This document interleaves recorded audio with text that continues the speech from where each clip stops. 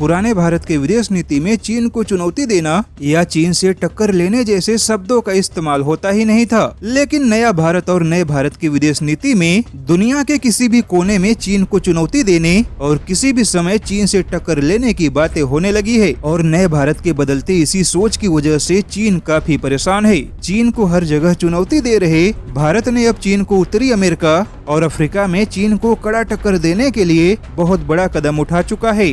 दरअसल middle east एशियाई देशों से कच्चे तेलों का निर्यात करने वाले भारत ने अब बड़े पैमाने पर अफ्रीका और उत्तरी अमेरिकी देशों से कच्चे तेलों का निर्यात करने का फैसला किया है। और भारत के इसी फैसले से चीन काफी परेशान हो गया है। भारत के इस फैसले को चीन के जानकार सीधे तौर पे चीन के व्यापार के लिए चुनौती बता रहे हैं। चीन के जानकारों को यह डर है कि मिडिल ईस्ट एशिया में चीन के प्रभाव को कम करने के बाद अब भारत अफ्रीका और उत्तरी अमेरिकी देशों में भी चीन का प्रभाव कम करने का प्रयास कर रहा है। वैसे चीन भले ही भारत के ऐसे फैसले को अपने लिए चुनौती समझे, लेकिन भारत का कहना है कि उत्तरी अमेरिका और पश्चिमी अफ्रीका और अमेरिका के सेल क्षेत्रों से आने वाले कच्चे तेलों में अधिक मात्रा में एलपीजी और गैसोलीन का भी उत्पादन होता है। इसीलिए भारत ने अब अफ्रीका और उत्तरी अमेरिकी देशों से कच्चे तेलों के निर्यात को बढ़ाने का फैसला किया है। लेकिन भारत के इसी फैसले को चीन अपने लिए खतरा मान बैठा है। चीन को ऐसा लगने लगा है कि भारत कच्चे तेलों के निर्यात की आड़ में चीन के दबदबे को न केवल चुनौती देगा बल्कि चीन के व्यापार को भी प्रभावित करेगा। वैसे देखा जाए तो चीन का घबराना भी सही है, क्योंकि पहले का भारत कभी भी वहां पर जाने का प्रयास नहीं करता था जहां पर पहले से ही चीन का प्रभाव है।